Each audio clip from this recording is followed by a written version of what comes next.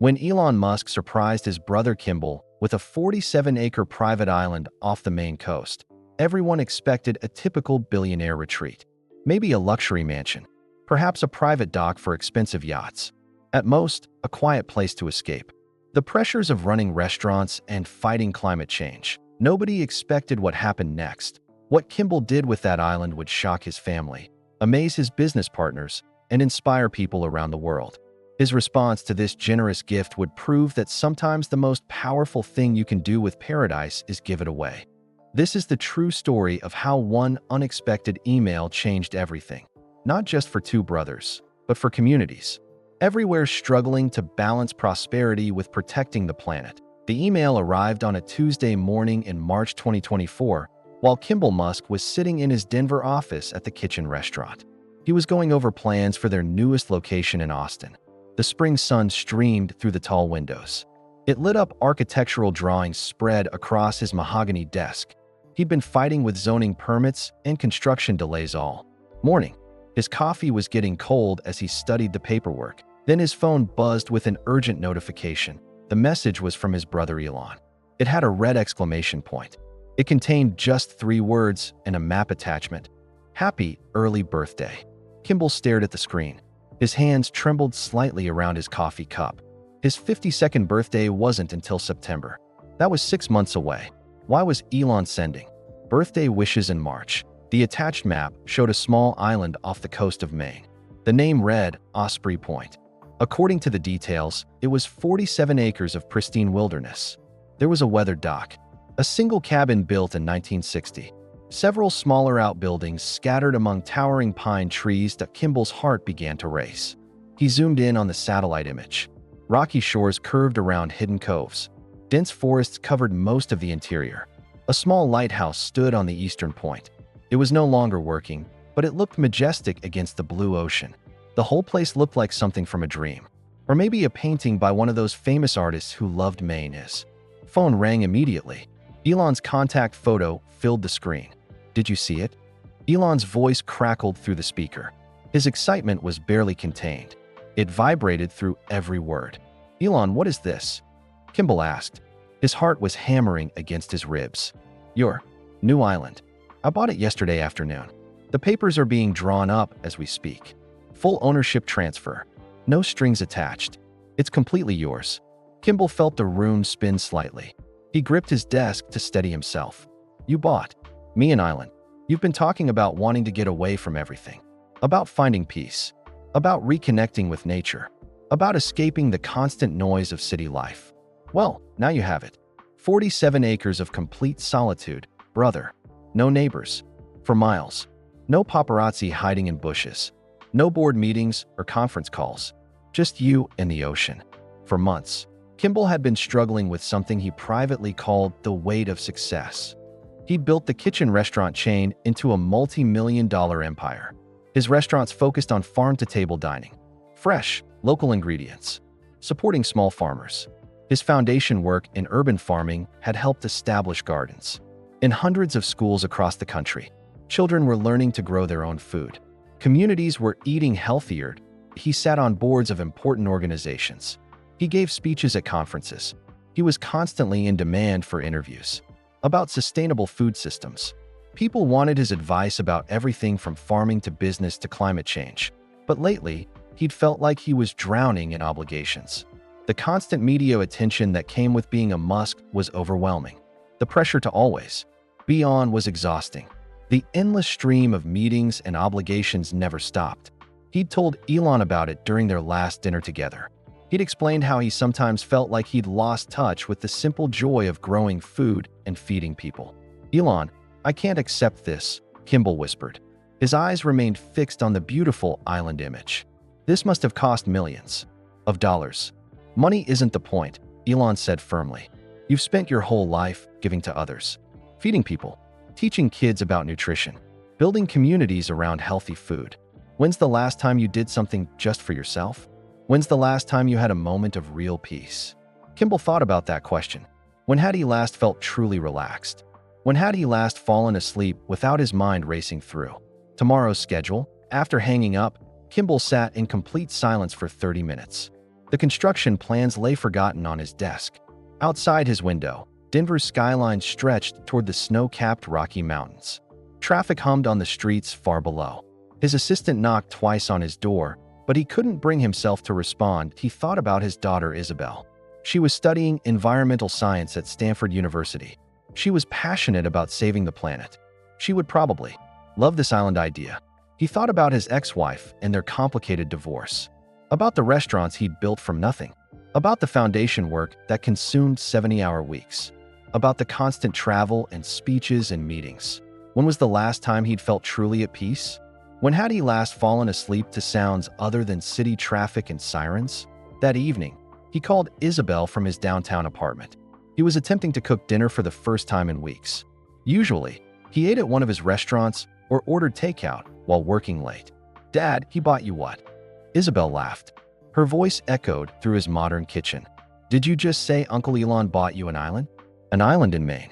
I'm completely serious. 47 acres with its own dock and lighthouse. There's even a cabin where I could stay." "That's so incredibly Uncle Elon," she said, still laughing. "Random, generous, and totally over the top. It's like something out of a movie. What are you going to do with it?" Kimbal stared out at Denver's glittering lights. The city stretched in every direction, millions of people living and working in concrete towers. He suddenly felt trapped by all that steel and glass. "I honestly have no idea. Are you going to visit it?" "I think I have to. I mean, you can't just ignore a gift like this, right? Dad, this could be amazing for you. You've been so stressed lately. Maybe this is exactly what you need." After they hung up, Kimbal sat on his couch staring at the island photos on his phone. He scrolled through the images again and again. The rocky coastline, the forest paths, the simple wooden cabin, the lighthouse standing guard over the ocean. As he lay in bed that night, staring at the ceiling of his luxury apartment, something was already stirring in his mind. An idea was forming. It was wild and completely different from anything he'd ever attempted. It both terrified and thrilled him that he didn't know it yet. But this idea would change everything. Not just for him, but for everyone who believed that. Protecting the environment meant sacrificing success. This idea would shock his family, his business partners, and eventually the entire world. The island was just the beginning. But first, he had to see it with his own eyes. He had to understand what Elon had really given him. And he had to figure out why a simple email on a Tuesday morning felt like the start of the most important adventure of his life. He fell asleep looking at photos of Osprey Point, dreaming of ocean waves and pine trees, and a life he couldn't quite imagine yet. 3 weeks later, Kimbal stood on the pitching deck of a small charter boat called Sea Dreams. He was watching Osprey Point emerge from the thick morning fog. It looked like something from a fairy tale. Captain Maria Santos was a weathered woman in her 60s. She had kind eyes and hands rough from decades of working these waters. She guided them expertly through the rocky channels off Maine's rugged coast. Previous owner was a mystery writer from New York. She called over the steady throb of the diesel engine. Randolph Hayes, you might have heard of him, came here every summer for 32 years straight. Never missed a season until he passed last winter. Said it was the only place on Earth where he could think clearly, where the noise in his head finally stopped. The island was more magnificent than any photograph could capture. Towering white, pines covered most of the land. Some were over 100 years old. They looked like a green cathedral reaching toward the sky. Rocky granite shores sparkled with mica in the morning light. Small protected beaches nestled between weathered cliffs. Their sand was mixed with colorful sea glass and smooth stones. Polished by countless tides, the cabin sat on a natural rise overlooking the Atlantic Ocean. Its cedar shingles were weathered to the color of driftwood. Decades of salt air and storms had given it a silvery patina that seemed to glow in the morning. Kimbal's assistant, Marcus Chun, had practically staged an intervention to prevent this trip. Marcus was efficient and well-meaning. He'd worked for Kimbal for 3 years. He kept track of every meeting, every deadline, every obligation. "You have the National Urban Farming Conference next week," Marcus had reminded him during their heated discussion in the office. 500 attendees, including the Secretary of Agriculture. This is a huge opportunity for the foundation. And the Big Green Board meeting is Thursday. They're voting on the expansion budget for next year. "Cancel everything," Kimbal had said quietly. His voice was calm but firm. "Sir, you can't just cancel the Secretary of Agriculture. This meeting has been planned for 6 months. And the board, members are flying in from all over the country. Marcus, I've been running at full speed for 15 years. If I don't take this break now, there won't be anything left to save. Reschedule the conference. Move the board meeting. Tell them it's a family emergency." Marcus had looked confused and worried. "Is everything okay? Is Elon all right?" "Everything's fine. I just need to see something with my own eyes." Now, as Captain Santos expertly maneuvered the boat alongside the weathered dock, Kimbal felt vindicated in his decision. The only sounds were waves gently lapping against granite. Wind sang through pine needles high above. A great blue heron stood motionless in the shallow water. When it saw their boat, it took flight with powerful wing beats. Its prehistoric cry echoed across the water. "I'll pick you up Sunday evening," Captain Santos said as Kimbal shouldered his overnight bag. He carefully stepped onto the dock. The wooden planks creaked reassuringly under his weight. They felt solid and real after months of airport terminals and conference rooms. "Unless you change your mind and want to stay longer," she added with a knowing smile. "Happens more often than you'd think. City folks come out here for a weekend and end up extending their stay. Something about this place gets into your blood." Alone for the first time in months, Kimbal walked slowly up the winding gravel path toward the cabin. He was truly alone. No cell phone reception, no internet, no way for anyone to reach him. Ferns and wildflowers grew along the edges of the path. He could smell pine sap warming in the sun. The scent was clean and sharp and completely different. From city air, the key was exactly where Elon had said it would be. It was tucked under a loose board on the front porch. Beside it sat a stack of split firewood, neatly arranged and ready for use. Inside, the cabin was simple but surprisingly comfortable. One cozy bedroom had a brass bed covered with handmade quilts. They looked like they'd been sewn by someone who loved this place. A compact kitchen had a gas stove and an old-fashioned icebox. The refrigerator was small but perfectly adequate. A living room centered around a massive stone fireplace. Built-in bookshelves covered every wall the previous owner had left behind. An impressive collection of books, field guides to Maine flora and fauna, filled one shelf. Classics of American literature took up another. Books on sustainable living and permaculture occupied a third. Someone had loved reading here. Someone had used this place to think and learn and grow. Kimbal picked up a well-worn copy of Henry David Thoreau's Walden. He smiled at the coincidence. Penciled notes filled the margins. They were observations about island life written in elegant handwriting. "The loons called until midnight last night. First tomatoes ready for harvest. Storm brought down the old oak, but cleared space for new growth." That first night, he sat on the covered porch in an Adirondack chair. He watched the sunset paint the ocean in shades of coral and gold. Stars began appearing overhead, more stars than he'd seen in years of city living. The Milky Way stretched across the sky like a river of light. An owl hooted somewhere in the forest. Small waves created a rhythmic soundtrack.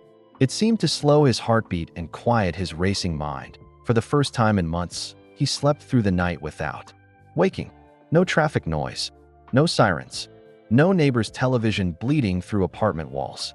Just the gentle sound of waves and wind through trees. He woke up naturally as the sun rose over the ocean. No alarm clock, no urgent phone calls, no immediate crisis demanding his attention. Just golden lights streaming through the bedroom window and the sound of seabirds calling outside. By the second day, the idea that had been forming in the back of his mind began to crystallize. What if this island could become something extraordinary? Not just a personal retreat, but a living demonstration. A place that showed how humans could live in harmony with nature. A place that proved environmental responsibility and economic success could work together. He spent hours walking every trail on the island. His trained eye examined soil composition. He noted microclimates where different plants might thrive. The island had remarkable diversity packed into its 47 acres. A natural freshwater spring bubbled up from deep underground. It never ran dry, even in the driest summers. Several clearings would be perfect for growing food. The southern exposure was ideal for solar energy collection. The more he explored, the more possibilities he saw. This wasn't just a beautiful retreat. This could be a laboratory, a classroom, A proof of concept that could change how people thought about sustainability. But it was more than agricultural potential. As he hiked and observed and breathed clean ocean air, Kimbal began to envision something revolutionary. Something that could fundamentally change how people thought about community, food systems, and our relationship with the natural world. That on his last morning, he sat beside the crystal-clear spring. He listened to water bubble up from deep underground. The sound was ancient and peaceful and full of promise. He made a decision that would shock everyone who knew him, including himself. He was going to move here, not just for vacations or weekend retreats. He was going to leave Denver, leave his comfortable life, and build something completely new on this remote island in Maine. Something that would prove his deepest belief, that taking care of the earth and building successful businesses weren't opposite goals. They were the same goal, just seen from different angles. He didn't know exactly what it would look like yet, but he knew it would be bigger than anything he'd ever attempted. And he knew it would start with a phone call that would change everything. Back in Denver 2 days later, Kimbal called an emergency meeting with his restaurant partners and foundation board members. They gathered in the conference room at the kitchen's flagship location on Boulder Street. Confusion was written across their faces as they studied his unusually relaxed demeanor. He had a slight sunburn on his nose. His hair was tousled from ocean wind. He looked different somehow, calmer but also more determined. "I'm stepping back," he announced without any warning. His hands were folded calmly on the polished conference table. The room fell into stunned silence. You could hear the air conditioning humming. Someone's coffee cup clinked against a saucer. Sarah Mitchell was his business partner and oldest friend. They'd worked together for 8 years. She was the first to find her voice. "What exactly do you mean by stepping back, Kimbal?" "I mean, I'm leaving Denver. I'm moving to Maine, to the island, permanently." The questions erupted like a volcano. Was he selling his ownership shares in the restaurants? What about the 3 new locations scheduled to open this year? The foundation's urban farming program served 60 schools. What would happen to those children? The cookbook deal with Random House was worth millions. Was he walking away from that too? James Rodriguez was their sharp-eyed CFO. He leaned forward with a worried expression. "Are you having some kind of breakdown? This is completely out of character for you." "I'm not abandoning anything," Kimbal explained patiently. His voice carried a conviction that slowly silenced the room. "I'm evolving it. The island, Osprey Point, it's going to become something unprecedented. A place where we can prove once and for all that sustainable living isn't just environmentally necessary. It's economically brilliant." He stood and walked to the whiteboard. He picked up a red marker with the enthusiasm of a professor about to deliver his life's work. Everyone watched as he began sketching. "Picture this," he began, drawing a rough map of the island. "Osprey Point becomes a completely self-sufficient community. We focus on regenerative agriculture, renewable energy, and what I'm calling transformational tourism. Visitors don't just come to relax and take photos. They come to learn. They participate in organic farming. They help with conservation projects. They experience a completely different way of living." Sarah looked skeptical. "You want to turn your private island into a vacation resort?" "I want to create a profitable model for the future of human civilization," Kimbal corrected firmly. He drew interconnected circles on the whiteboard. Each one represented a different part of his vision. Imagine restaurants that grow 100% of their own food on site. Imagine tourists paying premium prices. I'm talking $500 per day to learn about sustainable living while actually living it. He was getting excited now. His marker moved quickly across the board. Imagine proving to governments and corporations worldwide that caring for the environment isn't a cost center. It's a profit driver. It's the future of business. He drew more circles. Organic farms feeding the community. Solar panels and wind turbines. Waste recycling programs that turned garbage into resources. Educational workshops teaching visitors practical skills. Research partnerships with universities studying climate solutions. The global sustainable tourism market is worth $181 billion annually, Kimbal continued. His excitement was contagious. Even the skeptical board members were leaning forward now. Eco-conscious travelers are the fastest-growing demographic in hospitality. But nobody's created a complete immersive experience that's both environmentally regenerative and financially sustainable. Marcus Chun, his assistant, looked concerned. "What about your speaking engagements? The conference next month? You're supposed to give the keynote address to 2,000 food industry leaders. Cancel it, Kimbal said without hesitation. Or better yet, move it to the island. Let them see what's possible when you stop talking about change and start living it. Elena Vasquez was the foundation's sustainability director. She'd been quiet during the whole discussion. Now she spoke up thoughtfully. Kimbal, this could actually work. There are eco-resorts around the world, but nothing like what you're describing. A place where guests don't just observe sustainability, they practice it. Exactly, Kimbal pointed at her with his marker. Most ecotourism is just regular tourism with solar panels. We're talking about something completely different. A place where people learn skills they can take home. Where they see that sustainable living isn't about sacrifice, it's about abundance. James, the CFO, was scribbling numbers on his notepad. What's the initial investment? Infrastructure costs for an island are enormous. Less than you'd think, Kimbal replied. The island already has basic utilities. We need to upgrade and expand, but we're not starting from scratch. Solar panels, wind turbines, water purification systems, a greenhouse for year-round growing, guest cabins designed for comfort and education. Sarah still looked worried. And you want to live there full-time? What about your life here? Your apartment? Your friends? Kimbal set down the marker and looked. Around the room, these people had been his life for years. They'd built something amazing together. But he could feel something bigger calling him. My life here has been about telling people they should eat better food, teaching them about sustainable agriculture, giving speeches about climate change. But I've been doing it from inside the system that's causing the problems. He gestured toward the window. Outside, Denver stretched in every direction. Millions of people living and working in concrete buildings, eating food grown thousands of miles away, disconnected from the land that sustained them. The island gives me a chance to show instead of just tell, to prove that another way is possible and profitable. The meeting stretched on for 4 intense hours. They discussed logistics, timelines, legal issues. How would the restaurants operate without him? Who would run the foundation? What about his other business commitments? I'm not disappearing, Kimbal assured them. I'm creating something that will make everything else we do more powerful. Imagine bringing school groups to the island, letting them see where healthy food comes from, teaching them that they can be part of the solution. By the end, even the most skeptical board members were asking detailed questions. How many guests could the island accommodate? What would they charge? How would they market it? Could they partner with schools and universities? The waiting list is going to be enormous, Elena predicted. People are hungry for this kind of experience. They want to feel like their choices matter. That evening, Kimbal video called Elon from his apartment. The city lights twinkled beyond his floor-to-ceiling windows. He felt like he was looking at his old life from the outside. You're doing what? Elon's image froze for a moment on the laptop screen. His expression was caught between surprise and concern. I'm moving to the island. Not for a vacation, permanently. I'm building something there that could change how people think about living. Kimbal, I gave you a retreat, not a new career. The whole point was for you to rest and decompress. Maybe write that memoir you've been talking about. You gave me exactly what I needed, Kimbal said. His voice was warm with gratitude. You just didn't realize what that would be. He outlined his vision in detail.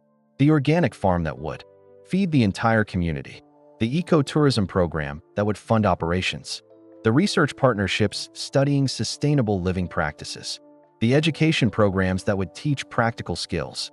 This could be replicated anywhere, he explained. Island communities, rural villages, even urban neighborhoods. The principles are the same. Work with natural systems instead of against them. Create economic value through sustainability. Prove that environmental responsibility and financial success strengthen each other. Elon listened without interrupting. His sharp mind was clearly processing the implications. Kimbal could see him running calculations, considering possibilities, identifying potential problems. How much capital are we talking about? Elon finally asked. I'm not asking for money, Kimbal replied. I'm asking for advice. You've built companies from nothing. You've disrupted entire industries that people thought couldn't be changed. I need to know how to do this right, how to scale thoughtfully, how to maintain quality while growing impact. For the first time in years, Kimbal saw his younger brother genuinely surprised. You're completely serious about this. Dead serious. This could change everything, Elon. Not just how people vacation, but how they think about living, how they think about their relationship with the planet. Elon was quiet for a long moment.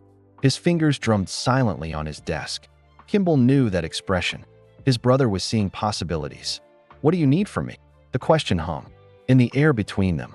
Kimbal smiled. He'd hoped Elon would ask exactly that. Everything. By June 2024, Osprey Point hummed with purposeful activity from dawn to dusk. Construction crews arrived each morning via a chartered ferry. They brought materials and specialized equipment for what was quickly becoming the most ambitious sustainable building project on the East Coast. Kimbal had hired Elena Vasquez, a brilliant architect from Portland. She specialized in regenerative design. She would lead the transformation of his dream into reality. The fundamental challenge, Elena explained as they stood in the island's main meadow on a bright morning, is creating modern, comfortable facilities that enhance rather than disturb the island's natural systems. Every structure we build should give back more than it takes. The master plan she developed was breathtaking. It showed how human needs and environmental stewardship could work together perfectly. 6 eco-cabins would house visitors. Each one was designed to collect rainwater from its roof. Solar panels would generate electricity. Composting toilets would turn waste into rich soil for gardens. A greenhouse complex would allow growing food year-round. Solar panels would be carefully positioned among trees to capture sunlight without hurting the forest canopy. Even the composting facilities were designed as beautiful stone structures. They looked like they'd grown naturally from the landscape itself. Nothing looked out of place or industrial. Kimbal's daughter, Isabel, arrived in early June for her summer break from Stanford. She traded her environmental science textbooks for hands-on experience in sustainable development. Her enthusiasm was contagious as she worked alongside the construction crews. "Dad, this is absolutely incredible," she said breathlessly. She was watching workers carefully install the foundation for the first eco-cabin. They used locally quarried stone that matched the island's natural rock formations. "But are you completely sure you know what you're doing? This is like a massive undertaking." It was a question Kimbal asked himself every morning when he woke up in the original cabin. He'd left behind a comfortable, predictable life in Denver. He was chasing a vision that could fail spectacularly. His entire reputation was on the line. But every sunrise over the Atlantic made him more certain he was on the right path. Every conversation with the skilled craftspeople transforming his dream into reality gave him more confidence. The first major obstacle appeared in mid-July. The Maine Department of Environmental Protection announced they would require a comprehensive impact study. They needed to review all the construction plans before approving the larger projects. The bureaucratic process could delay everything by 6 months or more, maybe longer. "We could fight this," suggested David Park, his environmental lawyer from Boston. "File an appeal. Claim the regulations are unnecessarily burdensome. I've seen cases like this drag on for years." "Absolutely not," Kimbal decided immediately. His voice was firm and certain. "We'll do the study. We'll prove that what we're building will help the environment, not harm it. This project only works if we have complete transparency and community support." He hired Dr. Amanda Foster, a respected marine biologist from the University of Maine. She would conduct the comprehensive environmental assessment. She spent 3 intensive weeks on the island with her graduate students. They studied everything from soil microbiomes to bird migration patterns. They tested water quality in the surrounding ocean. They mapped wildlife habitats and documented every species they found. "Your plans are actually brilliant from an ecological perspective," she told Kimbal over dinner at the cabin one evening. Her laptop displayed colorful charts and graphs showing their findings. "The way you're positioning the buildings will minimize impact on wildlife corridors.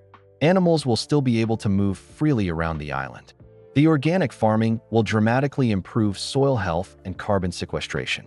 And the renewable energy systems will make this island carbon negative." "Carbon negative?" Isabel asked. She was fascinated by the technical details. "It means the island will actually remove more greenhouse gases from the atmosphere than it produces," Dr. Foster explained. "The trees, the gardens, the solar panels, everything working together will help fight climate change instead of making it worse." While waiting for the official study results, Kimbal focused on developing the agricultural foundation of his vision. Working with a small team of experienced organic farmers, he began clearing and preparing 3 prime acres of land. They followed strict permaculture principles. Every decision was made to work with the island's natural water flow and sunlight patterns. They planted heritage varieties of vegetables, herbs, and fruit trees. These were old types of plants that had been grown for hundreds of years. They were more resistant to diseases and pests. They also tasted better than modern commercial varieties. The goal was creating a demonstration farm that would eventually produce enough food to feed 50 people year-round. Every decision was made with both productivity and education in mind. Visitors would be able to see and participate in every aspect of growing healthy food. They would learn where their meals actually came from. They would understand the connection between healthy soil and nutritious vegetables. Tom Brennan was a weathered lobsterman whose family had worked these waters for 4 generations. He became an unexpected ally. Initially, he was suspicious of the wealthy newcomer from Colorado. What could a rich guy from the mountains know about coastal Maine? Another rich guy playing with our island. Tom had grumbled to his wife Martha initially. Probably tear down everything and build some fancy resort. But when Kimbal approached him with genuine respect and curiosity, the relationship transformed into mutual respect. Kimbal asked to learn about local marine ecosystems. He wanted to understand how the ocean worked. He offered to buy fish directly from Tom's boat at premium prices. He treated the local fishermen like partners instead of servants. He actually listens, Tom told his fellow fishermen at Murphy's Harbor. Asks real questions about our work. Pays fair prices. Wants to learn about things we've known for generations. Tom taught Kimbal about tides and weather patterns. He explained which fish were caught at different times of year. He showed him how to read the signs that predicted storms. In return, Kimbal shared his vision for sustainable tourism that would support local businesses. By late August, the first eco-cabin was complete and ready for its inaugural guests. The structure was a masterpiece of sustainable design. It was powered entirely by solar panels mounted on the roof. A high-efficiency wood stove provided heat. The cabin featured a composting toilet system that would transform waste into garden fertilizer. Everything was beautiful and functional. Roberto Silva was Kimbal's chef friend from San Francisco. He arrived for the first official test stay. Roberto had worked in some of the finest restaurants in the world. He knew good food and good hospitality. This is what every restaurant should be, Roberto marveled. He was preparing lunch with vegetables they'd harvested just minutes before, connected to the land, to the seasons, to the community that grows the food. You can taste the difference when ingredients are this fresh. They prepared a simple meal of salad greens, fresh tomatoes, herbs, and fish that Tom had caught that morning. The flavors were incredibly intense. Roberto had cooked with expensive ingredients from around the world, but nothing tasted like food grown in healthy soil and harvested at peak ripeness. That evening, as they sat around a campfire on the beach, Roberto asked the question everyone was wondering. What's the real endgame here, Kimbal? I mean, this is beautiful, but what are you actually trying to prove? Kimbal watched sparks from their fire rise toward the Milky Way. Stars stretched across the dark sky in a brilliant display rarely visible from cities. He considered his answer carefully. The truth would surprise everyone, including Roberto. I'm trying to prove that paradise doesn't have to be selfish, he said finally. That the most beautiful places on Earth can also be the most sustainable. And that taking care of the planet can be the most profitable thing you do. Roberto nodded. Slowly. You're not just building a business. You're building a model. Exactly. If this works, it can work anywhere. The fire crackled between them as they contemplated the implications. This was bigger than one island. This was about changing how humanity lived on Earth. September brought Osprey Point's first official paying guests. With them came the moment of truth for Kimbal's ambitious vision. Maria Gonzalez was a popular food blogger from Portland with 50,000 Instagram followers. She arrived with her husband Carl on a crisp morning when the island's maple trees were just beginning to hint at autumn's approach. Red and gold leaves dotted the green forest like nature's confetti. Welcome to Osprey Point. Kimbal greeted them at the dock. His genuine warmth immediately put the slightly nervous couple at ease. Are you ready for 3 days that might change how you think about food, community, and what's possible when humans work with nature instead of against it? The couple had booked what Kimbal called a farm-to-table immersion experience. They paid $450 per person per day. It was a premium price that had raised eyebrows in the sustainable tourism industry. Most eco-resorts charged half that amount. They expected nice accommodations and good food. But they had no idea they were about to become part of something revolutionary. Their eco-cabin was a revelation. It was completely off-grid, but more comfortable than most luxury hotels. Solar panels on the roof provided all the electricity they needed. A beautiful soapstone wood stove radiated warmth throughout the space. The bathroom featured a state-of-the-art composting toilet system that Elena had designed to be both odorless and aesthetically pleasing. Every detail demonstrated that sustainable living could be not just comfortable, but genuinely luxurious. "This is absolutely incredible," Maria whispered to Carl as they settled into their cabin. The interior was warm and inviting, with handcrafted furniture made from island timber. "But honestly, can we really survive 3 days without Wi-Fi? I haven't been offline for more than a few hours in years." Carl was a software engineer who typically spent his vacations checking work emails. He looked around nervously at the absence of screens and blinking lights. "Maybe this will be good for us," he said uncertainly. The first morning began with sunrise yoga led by Isabel on the beach. The sun painted the ocean in brilliant oranges and pinks. Seagulls called overhead as gentle waves lapped the shore. After 20 minutes of stretching and breathing, Maria felt more relaxed than she had in months. This was followed by a comprehensive tour of the gardens. Unlike typical farm tours where visitors observe from a distance, guests at Osprey Point immediately became participants. They learned to identify edible plants. They harvested vegetables at peak ripeness. They understood the complex relationships between soil health, water management, and growing nutrient-dense food. "Most people have completely lost connection with their food," Kimbal explained as they picked sun-warmed tomatoes still beaded with morning dew. "They see it wrapped in plastic at the grocery store and forget that every bite comes from soil, water, sunlight, and the work of dedicated farmers. When you grow your own food, even for just a few days, you remember what real nourishment tastes like." Maria bit into a cherry tomato she'd just picked.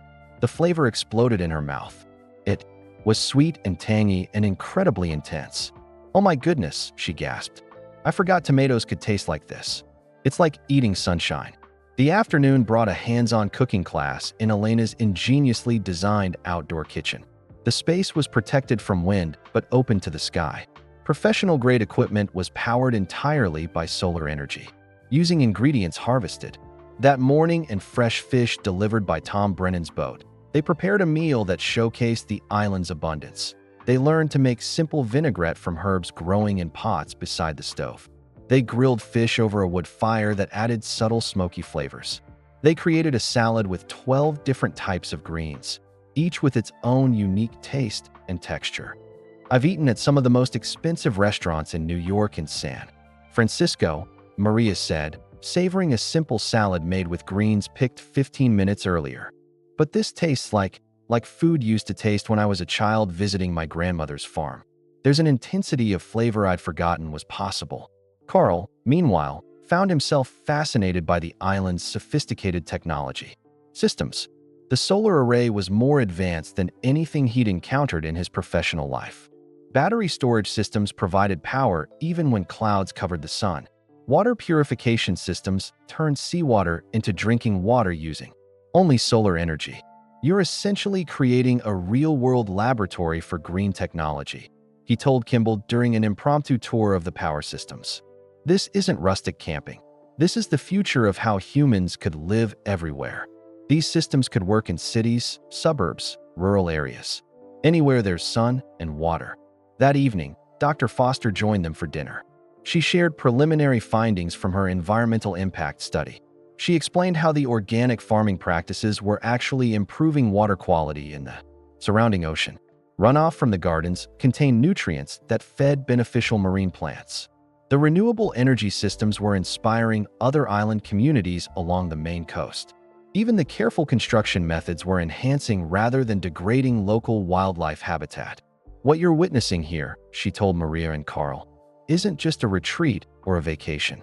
It's a prototype for sustainable coastal living.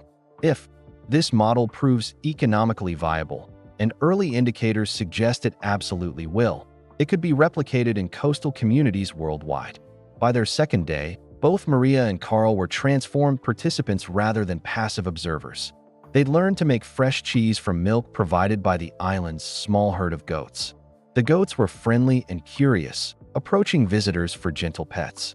They preserved vegetables using traditional fermentation techniques that had been used for thousands of years. They even assembled a small wind turbine from a kit designed by engineering students at the University of Maine. More importantly, they'd reconnected with each other without the constant interruption of digital devices. Evening conversations by the fire pit lasted for hours. They covered topics they hadn't discussed in years of marriage. They talked about their dreams, their fears, their hopes for the future. "When did we stop talking like this?" Maria asked on their second night. They were lying on blankets on the beach, looking up at more stars than either had ever seen. "When we got too busy to notice each other," Carl replied. "Maybe we need more time like this." Their final morning was bittersweet. They helped harvest the last vegetables for their breakfast: cherry tomatoes, fresh herbs, lettuce that had been growing in the ground just minutes before. The connection to their food felt profound and meaningful. "I don't want to leave," Maria admitted. Tears filled her eyes as she looked around the beautiful island. "I feel like I'm just starting to understand something important." "Actually," Kimbal said with a mysterious smile, "you don't have to." The couple looked confused until he explained his next development phase. Beginning in spring 2025, Osprey Point would offer month-long residencies for individuals and families. People who wanted to deeply immerse themselves in sustainable living practices could apply for extended stays. Writers, artists, entrepreneurs, teachers, and anyone seeking transformation could contribute to the community while learning skills they could take back to their regular lives. "You could come back for a month," Kimbal explained. "Really learn these systems. Maybe even help us develop new programs for other families." Word about Osprey Point spread rapidly through social media and traditional press. Maria's blog post generated over 100,000 views in the first week. Photos of the beautiful island and descriptions of the transformative experience went viral. By October, the island had a waiting list of 200 people wanting to visit. The phone rang constantly with booking requests. Food Network reached out about filming a documentary series. Harvard Business School requested permission to bring MBA students for a case study on sustainable tourism and social entrepreneurship. Travel magazines wanted to feature the island in their Destinations That Change You articles, but the most important call came from a source that would change everything. The phone rang on a foggy October morning while Kimbal was splitting wood for the approaching winter. The caller ID showed an international number he didn't recognize. "Mr. Musk? This is Jennifer Liu calling from the United Nations Climate Action Network in Geneva." Kimbal set down his axe, his pulse quickening. This was the call that would transform his island project into something truly global. "How can I help you?" Kimbal asked, wiping sweat from his forehead with the back of his hand. The rhythmic work of splitting wood had become his daily meditation. Each swing of the axe cleared his mind and connected him to the simple satisfaction of preparing for winter. "We've been closely following your work on Osprey Point through Dr. Foster's preliminary reports and media coverage," Jennifer Liu said. Her voice was crisp and professional, but Kimbal could hear excitement underneath.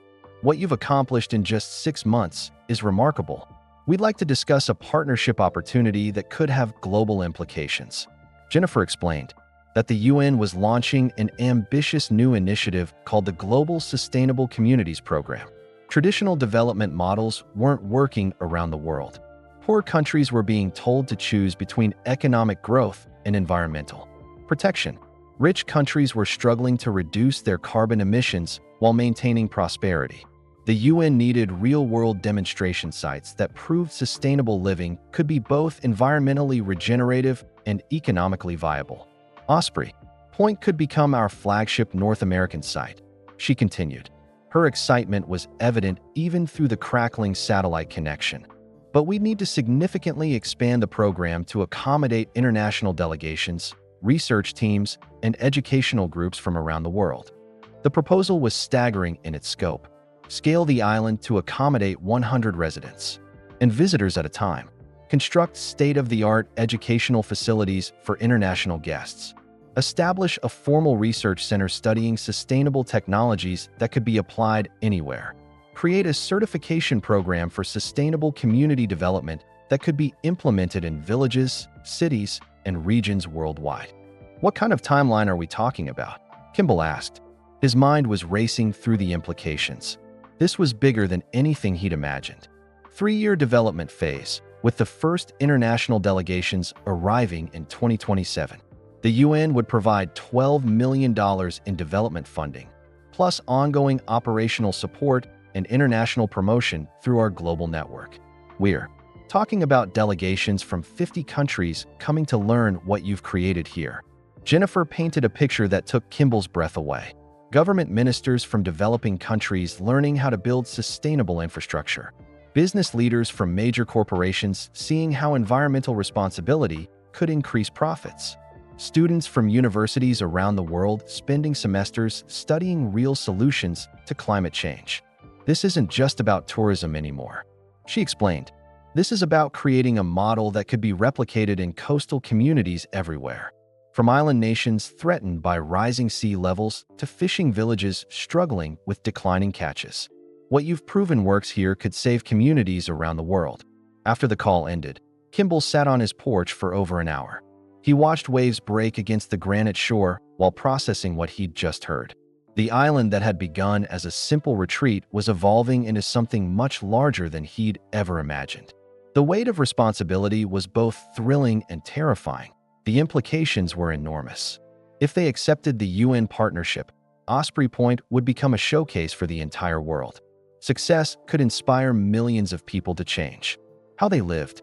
Failure could set back the sustainable living movement for years. That evening, he walked to Eagle's Perch, the island's highest point. A rocky outcrop provided 360-degree views of the surrounding ocean. From there, he could see the mainland lights twinkling in the distance. He tried to imagine delegations from Kenya, India, Bangladesh, and dozens of other countries coming to this small island off the Maine coast to learn about the future. His phone buzzed with a text from Elon. Saw the UN announcement on the news. Call me ASAP.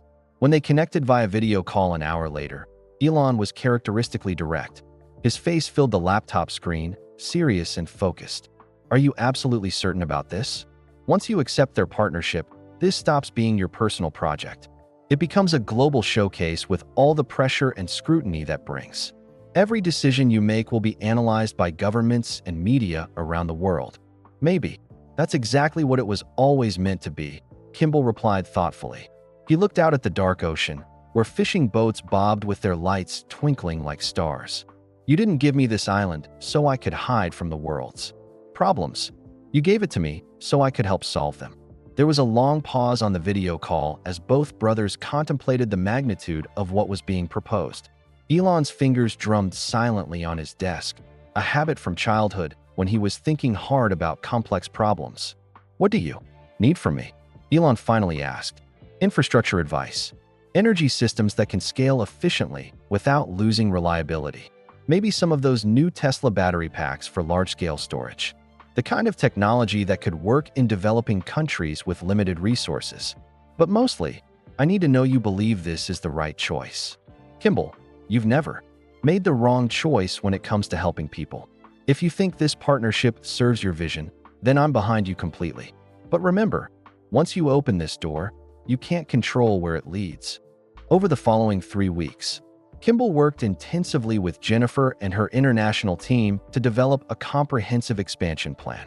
Video calls connected him with UN officials in Geneva, sustainability experts in Costa Rica, and development specialists in Kenya. Each conversation revealed new possibilities and new challenges. The new phase would happen gradually over 3 years. Each stage was carefully designed to preserve the island's natural beauty while creating space for meaningful research and education. Phase 1 would add dormitory-style accommodations for student groups and researchers. Phase 2 would construct a conference center and laboratory facilities. Phase 3 would establish permanent housing for a core staff of sustainability experts who would train visitors from around the world. The plans were breathtaking in their ambition. The conference center would be built entirely from sustainable materials, powered by renewable energy and designed to blend seamlessly with the forest. The laboratories would study everything from soil improvement to water purification to renewable energy storage. The dormitories would house up to 50 people at a time, allowing large groups to experience island life together. Local reaction was mixed and passionate. A town meeting in nearby Rockland drew over 300 residents, fishermen, and business owners to debate the proposal. The high school gymnasium was packed beyond capacity. People stood along the walls and sat in the aisles, some worried about increased boat traffic disrupting their peaceful coastal community. Others feared noise pollution from construction and large groups of visitors. A few questioned whether their small-town infrastructure could handle the increased activity, but many others saw tremendous economic opportunities. Local contractors would be hired for construction projects. Restaurants and shops would benefit from increased tourism. Young people who had left for jobs in cities might return to work in the growing sustainable economy. Tom Brennan surprised everyone when he stood up during the heated discussion period. The veteran fisherman was respected by everyone in the community. When he spoke, people listened. "I was more skeptical than anyone when Kimbal first arrived," Tom said, his weathered hands gripping the microphone tightly. "Rich guy from Colorado, what? Could he possibly know about Maine or our way of life? I figured he'd build some fancy mansion and forget about the rest of us." He paused, looking around the crowded gymnasium at faces he'd known for decades. But he's proven himself over these past months. He's brought good jobs to our community. He's supported local businesses like mine. He's shown genuine respect for our traditions and our knowledge. Most importantly, he's demonstrating that we can take care of our environment and still make a decent living. Maybe even a better living than before. The crowd murmured agreement. Tom's endorsement carried enormous weight in the community. "My grandson Jake is working at the research station now, learning about marine biology.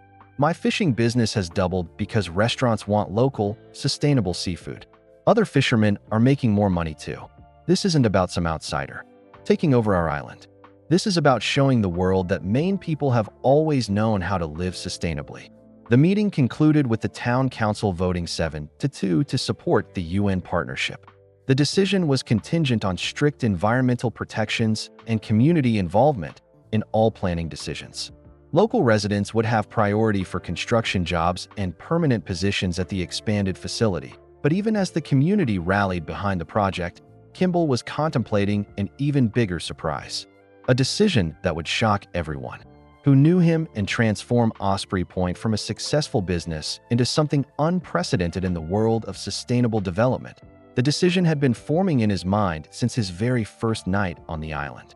Now, with global attention focused on their work, it was time to reveal the truth about what he really planned to do with this extraordinary place. December brought the first major storm of winter to Osprey Point. A powerful nor'easter cut the island off from the mainland for 4 days. Kimbal sat in the original cabin, listening to wind howl through the ancient pines. Snow accumulated against his windows in mesmerizing patterns. The island's solar batteries and wood stove kept him warm and comfortable. But the isolation gave him uninterrupted time to work on something he'd been crafting for months. He pulled out his laptop and opened a document he'd been writing since September. It was a letter that would shock everyone who knew him. A letter that would change everything about Osprey Point and what it represented to the world. "Dear Elon, when you gave me this island 10 months ago, you thought you were giving me an escape from the world's demands. What you actually gave me was a laboratory, a classroom, and a chance to prove something I've believed my entire adult life. That caring for the earth and building successful businesses aren't opposite goals. They're the same goal, but there's something I need to tell you. Something I've been planning since that first magical night when I sat on this porch and felt truly peaceful for the first time in years that I'm giving it all back. Not to you, to everyone." The letter continued for 3 pages, outlining Kimbal's ultimate vision in careful detail. The expansion with the UN was just the beginning of something much more radical. Once Osprey Point proved conclusively that sustainable communities could thrive economically while regenerating their environments, he would transfer full ownership to a nonprofit foundation. The island would become a permanently protected research and education center. It would be owned by no single person and dedicated to serving all of humanity. The goal was never to own paradise, he wrote in carefully chosen words. It was to prove that paradise can be sustainable, replicable, and accessible to everyone who needs it. Private ownership was necessary for the development phase. It allowed us to move quickly and take risks. But the ultimate purpose is to create a model that belongs to everyone. He explained his reasoning in detail. Osprey Point had already proven that sustainable living could be profitable and appealing. The UN partnership would prove it could work on a global scale. But the final step was the most important, showing that environmental stewardship didn't have to be driven by profit or ownership. It could be driven by service to humanity. When the storm cleared and satellite communication resumed, Kimbal scheduled a video conference with his core advisory team. Sarah from the kitchen restaurants connected from Denver. Elena, the architect, joined from Portland. Dr. Foster linked in from the University of Maine. Jennifer from the UN called from Geneva. 3 other key partners gathered on screen from there. Various locations around the world. I have an announcement that will fundamentally change our project, he began. His voice was steady despite the magnitude of what he was about to reveal. At the conclusion of our 3-year development phase with the UN, I'm transferring full ownership of Osprey Point to a new nonprofit foundation. The silence on the video call was deafening. 6 faces stared at him from their screens, processing what they just heard.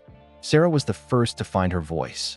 You're going to give away a 47-acre island worth millions of dollars. I'm going to ensure it serves its highest possible purpose, Kimbal corrected gently. Private ownership was necessary for the initial development phase. It allowed us to move quickly and experiment. But the ultimate goal is to create a model that belongs to everyone and can be replicated anywhere in the world. Elena, ever the visionary architect, was the first to grasp the full implications. Her eyes widened as she understood what he was proposing. You're not just creating one sustainable community, she said slowly.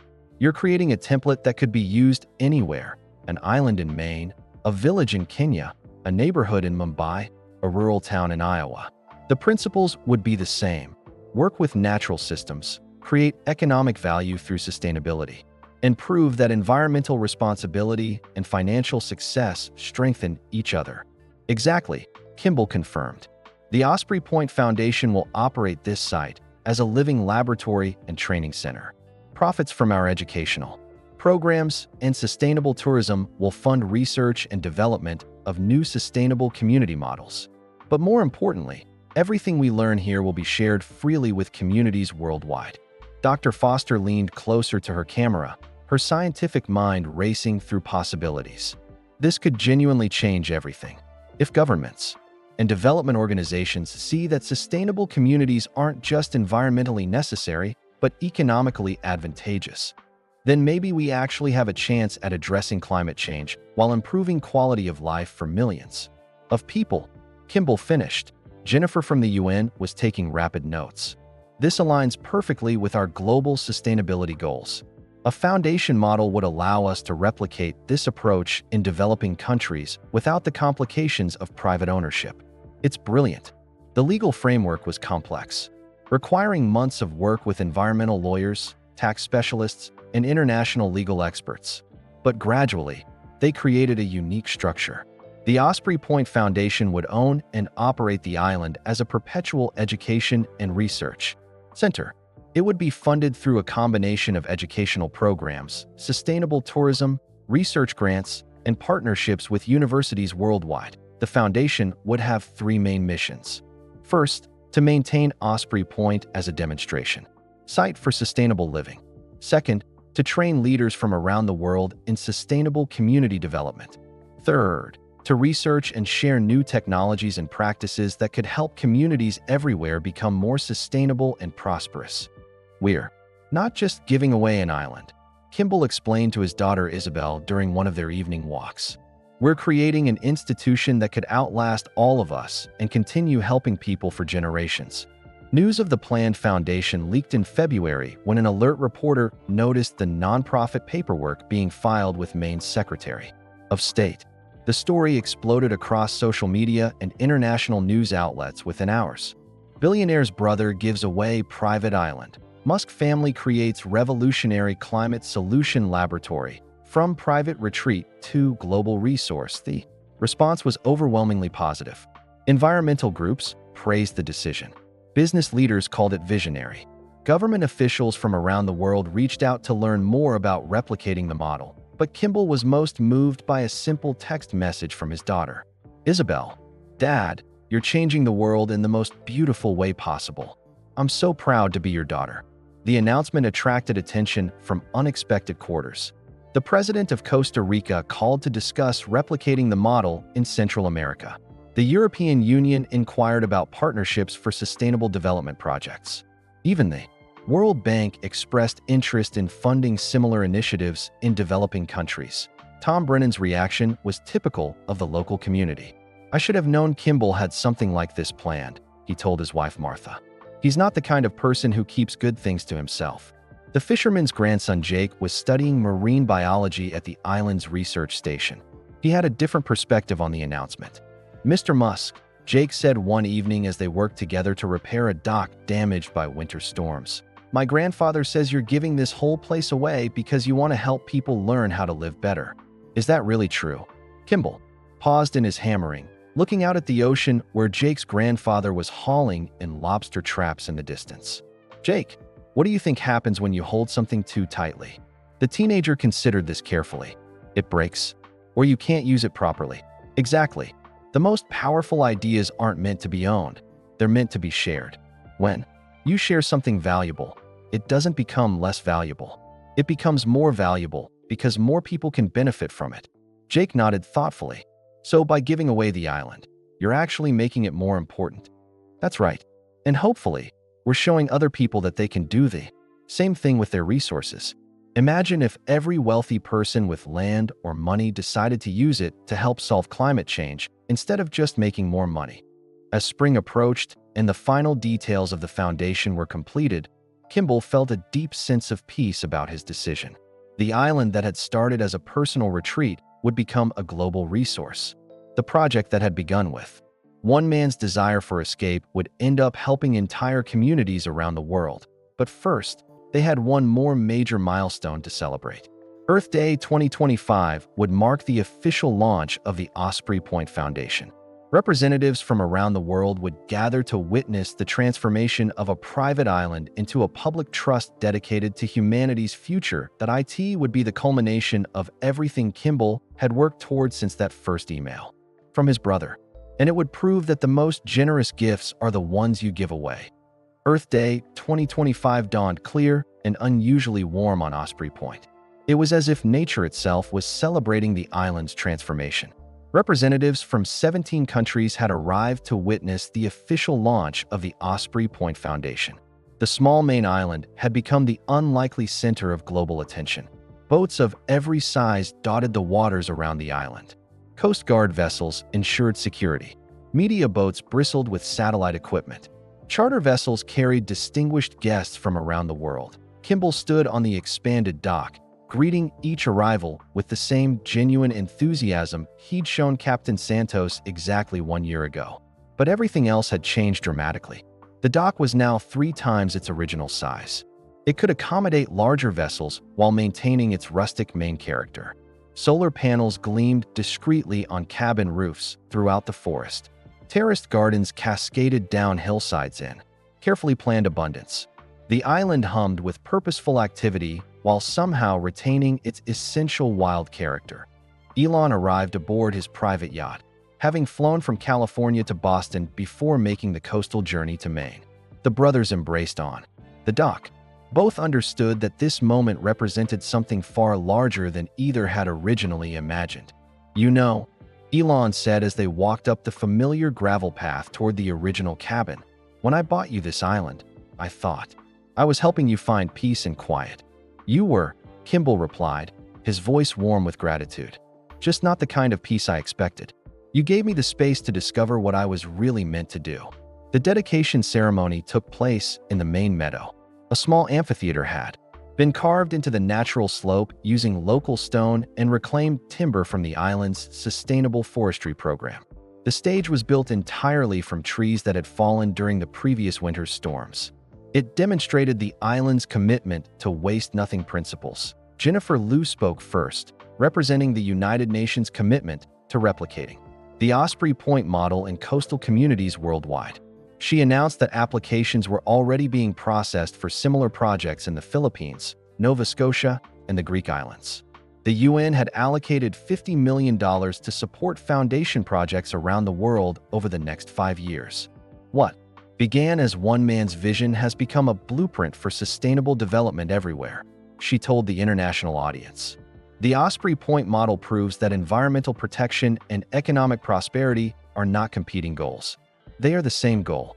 Dr. Foster presented her final environmental impact study, which had become a model for sustainable development. Assessment. Her data proved conclusively that the island's activities had improved water quality in the surrounding ocean.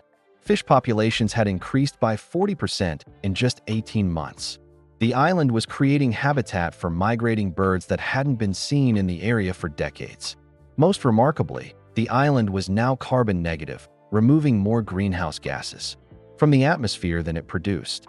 This island has become a living example of regenerative development, Dr. Foster explained. Instead of degrading the environment, human activity here is actively healing it. But the most powerful moment came when Tom Brennan took the microphone. His weathered hands were steady as he spoke to the international audience gathered in the meadow. "A year ago, I thought this was just another rich man's toy," the veteran fisherman said. His voice carried across the meadow with the authority of someone who had earned respect through decades of honest work. "Today, my grandson Jake is studying sustainable aquaculture at the island's research center with scientists from 3 universities. My lobstering business has tripled because tourists and restaurants want to buy truly local, sustainably caught seafood. My community has new opportunities we never dreamed of." He paused, looking out at the faces representing dozens of countries and cultures. Many were taking notes or recording his words for their own communities back home. "But most importantly, I've learned that taking care of the ocean doesn't hurt fishermen. It helps us thrive. What Kimbal has created here isn't just about one island. It's proof that we can make a good living while making the world better." When Kimbal finally approached the microphone, he kept his remarks characteristically simple and heartfelt. The crowd of international visitors, local residents, and media representatives fell silent as he began to speak. 15 months ago, my brother gave me what I thought was a gift for myself. Today, we're discovering it was actually a gift for all of us. This island has taught me that the best gift you can receive is the opportunity to give something meaningful back to the world. He gestured toward the gardens, the research facilities, the eco-cabins where families from around the world were learning sustainable living practices.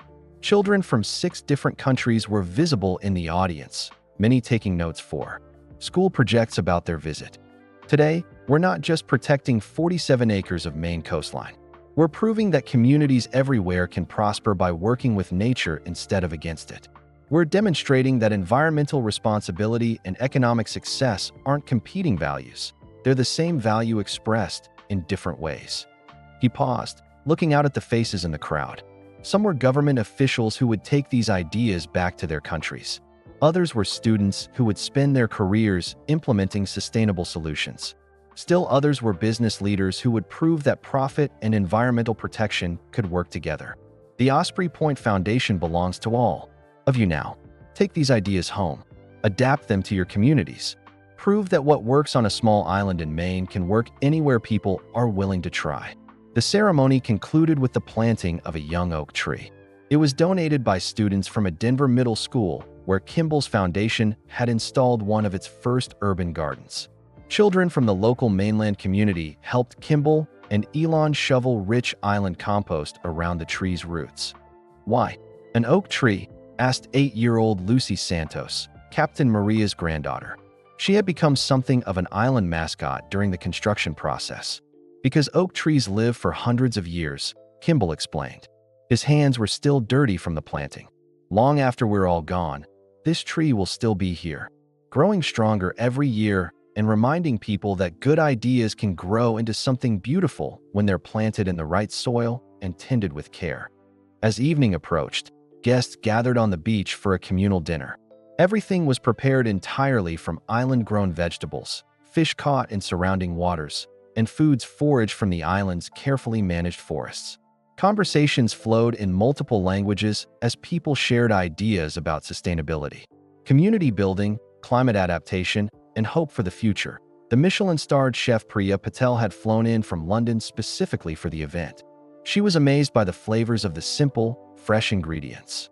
"I've cooked with the most expensive ingredients in the world," she told Kimbal as they watched the sunset paint the ocean in brilliant oranges and purples. "But I've never tasted vegetables with this intensity of flavor." When food grows in healthy soil, harvested at peak ripeness, prepared within hours, there's no comparison to anything money can buy in a city.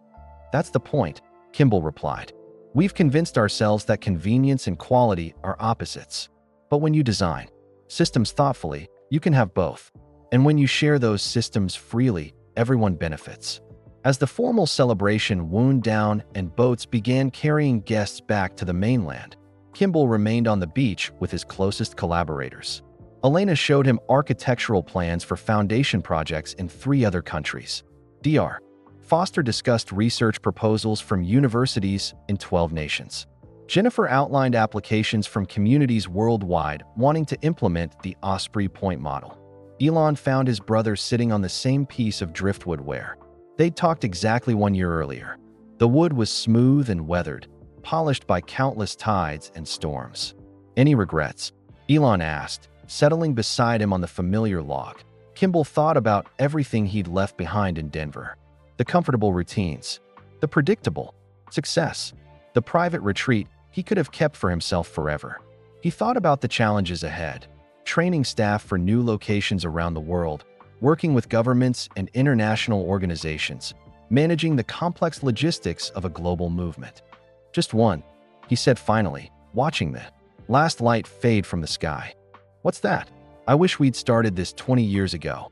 As the evening deepened and the last boats disappeared toward the mainland's twinkling lights, Kimbal walked slowly back toward the original cabin. Tomorrow would bring new challenges and opportunities. Delegations from 3 African countries were arriving next week. Harvard Business School students would spend the summer developing replication strategies. The first International Sustainable Community Conference would convene in September, but tonight, surrounded by the familiar sounds of waves and wind through pine trees, he felt the same deep peace he discovered on his first night on the island. The difference was that now he understood what that peace really meant. It wasn't escape from the world's problems.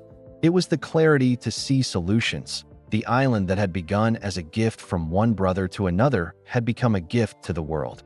It was proof that environmental stewardship and human prosperity could grow together like the oak tree they'd planted that afternoon. Slowly, steadily, creating shade and shelter for generations yet to come. And this was only the beginning. That was the end of this incredible journey from a simple gift between brothers to a global movement that could change how humanity lives on Earth. What an amazing transformation. From Kimbal's shock at receiving that unexpected email to watching him give away paradise itself to help communities worldwide learn sustainable living that we'd love to know. Where are you listening from? Drop your location in the comments below. Are you inspired to make changes in your own community? If this tale of generosity and environmental hope touched your heart, please hit that like button and subscribe to our channel for many more interesting videos just like this one. We share real accounts of people making extraordinary differences in our world. And don't keep this inspiration to yourself. Share this video with your friends and family to spread kindness and awareness. Together, we can amplify these positive messages and maybe inspire someone else to turn their own gifts into something that helps others. Thanks for joining us on this remarkable journey. Until next time, keep believing that one person's vision can truly change the world.